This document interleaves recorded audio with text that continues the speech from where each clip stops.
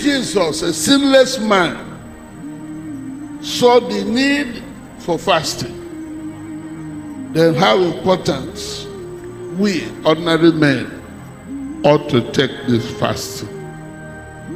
I'm talking about your night fast particularly.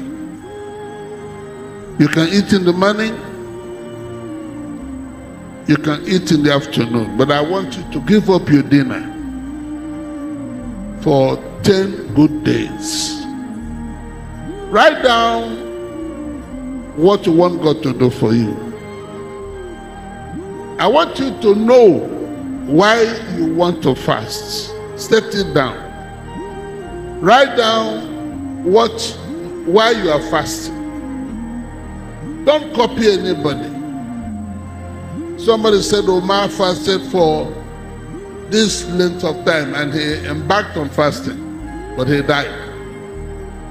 Don't copy me.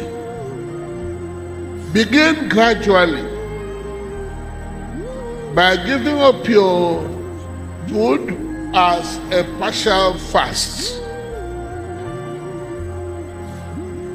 Then increase to giving your fast for an entire day. But seek after God. Ask God to approve your plan to fast. Please.